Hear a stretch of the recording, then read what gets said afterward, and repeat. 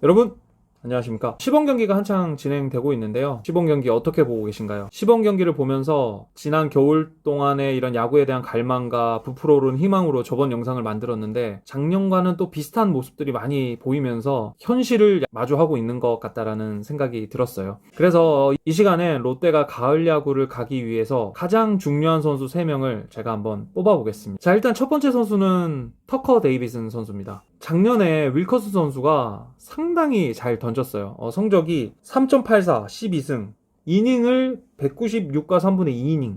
그러니까 이닝을 엄청나게 먹어줬던 투수예요. 롯데가 중간 개투가 과부하 걸려서 조금 어렵고 힘들 때, 그럴 때 윌커슨이 한 이닝이라도 더 던지기 위해서 엄청난 애를 썼던 선수거든요.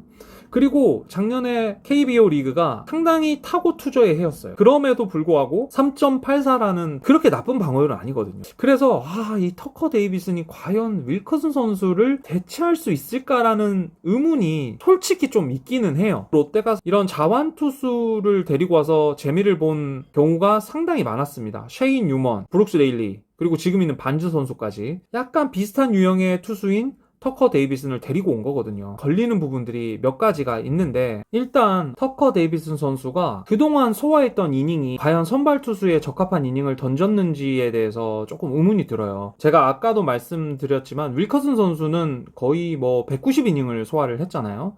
그리고 터커 데이비슨 선수가 작년에 마이너리그에서 선발과 그리고 불펜을 왔다 갔다 하면서 던졌다고 알고 있거든요. 그리고 메이저리그 올라와서도 한 경기를 던졌고, 24년도에 120이닝 정도를 던졌고요. 23년도에는 51이닝밖에 안 던졌더라고요. 그리고 22년도 132이닝, 21년도에 43이닝을 던졌어요. 21년도가 이제 흔히 우리가 지금 생각하는 그 월드 시리즈에 애틀랜타에서 갔던 해거든요. 작년에 반즈 선수가 부상 때문에 몇 번 텀을 뛰었잖아요. 근데도 150이닝 정도를 소화를 했으니까 이 정도의 이닝을 아직 소화를 못했어요. 그러면 처음에 잘 던져도 좀 찝찝함이 남아 있을 것 같아요. 이제 그 이후에 얼마나 계속해서 그 구속이 유지가 되고 꾸준한 피칭을 이어갈 수 있을지에 대해서 아직까지는 조금 물음표가 있습니다. 구속이 계속해서 지금 떨어지고 있었다라는 부분인데요. 20년도에 147km 평균 구속입니다. 평균이 147이니까 한 150 정도까지 나왔다라고 볼 수 있겠죠. 그리고 21년도에 149, 22년도에도 149, 2023년과 24년에는 146km 정도로 이렇게 떨어지고 있어요. 어제 시범 경기 나와서 던지는 걸 보니까 구속이 한 144에서 148 정도, 딱 한 146 정도 나오는 것 같더라고요. 작년 기록보다 구속이 더 떨어진 것 같지는 않아요. 그리고 첫 번째 경기에서는 최고 구속이 151km 정도까지 나왔습니다. 메이저리그에서는 이런 구속 저하 때문에 충분히 안 좋은 영향을 줬을 거예요. 한국에서는 평균 구속이 한 146 정도 나오면 KBO 투수들의 평균 구속보다는 빠른 구속일 거라고 생각을 해요. 하지만 이 스피드가 또 150km 이상을 던지는 투수들처럼 한가운데 직구를 때려놓고 이런 또 투수의 유형은 아닐 거란 말이죠. 그렇기 때문에 데이비슨 선수가 조금 코너웍을 잘 사용을 하는 게 중요하다라고 생각을 합니다. 데이터를 보니까요, 직구보다 슬라이더를 더 많이 던지던 선수더라고요. 슬라이더 구사율이 34%, 스플리터가 18%, 싱커가 16%, 포심이 15%. 어제 시범 경기에서도 공이 한 50개 정도 넘어가니까 가운데로 몰리는 경향이 있었어요. 하나 타자들이 연속 안타가 나왔었거든요. 가서 이런 부분에 대해서 대화를 하겠지만 좌우 코너웍을 잘 사용을 해야 될 것 같아요. 투구 폼이 그렇게 비슷하진 않지만 또 자완 투수 중에 2018년도에 온 펠릭스 듀브런트라는 선수가 있습니다. 이 선수가 상당히 큰 기대를 받고 왔어요. 왜냐하면 롯데 오기 전에 메이저리그에서 10승을 2번이나 한 투수예요. 물론 10승을 하고 2년인가 3년 뒤에 왔어요. 그리고 수술도 했고. 근데 이 선수가 시범 경기에서는 그럭저럭 괜찮은 피칭을 했거든요. 개막전에 그래서 선발 투수로 나갔는데, 근데 그때도 롯데 팬들이 엄청난 설레발을 쳤었습니다. 왜냐면 메이저리그에서 10승을 2번이나 한 투수가 왔잖아요. 초반부터 가을 야구 간다, 우승도 꿈이 아니다, 이런 생각들을 하면서 제가 그래서 그 개막전도 봤거든요. 첫날부터 롯데 팬들의 꿈이 산산조각 나는 날이었죠. 듀브런트 선수도 수술로 인해서 좀 구속이 많이 저하가 됐었어요. 데이비슨 선수는 146km 정도가 지금 나오고 있잖아요. 140 초반대 직구를 계속 던졌고요. 그리고 살도 좀 많이 쪘고 그렇게 됐겠지라고 생각은 합니다. 지금 데이비슨 선수도 우리가 월드 시리즈 같다라고 생각을 하면서 엄청난 큰 기대를 하고 있잖아요. 그 기대에 걸맞는 활약을 좀 부탁드려 보겠습니다. 그리고 이 선수가 엄청 착하게 생겼어요. 제가 앞선 영상에서 롯데가 가을 야구 가기 위해서는 이제 5월달, 10월달 했던 것만큼 하면 된다 라고 말씀을 드렸고, 1, 2점 차이와 그리고 무승부로 내줬던 경기가 총 35경기라고 말씀을 드렸는데요. 1, 2점 차이의 터프한 상황에서 승부를 잘하기 위해서는 중간 불펜, 수비가 중요하다라고 말씀을 드렸어요. 그래서 제가 꼽는 선수, 두 번째 선수는 정철원 선수입니다.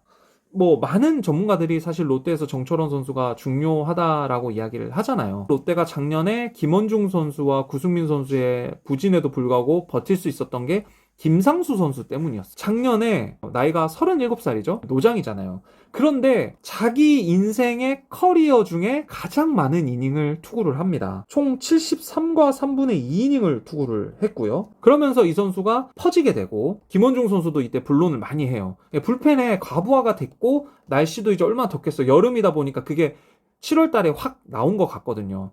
하지만 이런 불펜의 과부하를 풀기 위해서 정철원 선수의 호투가 절실하다는 거죠.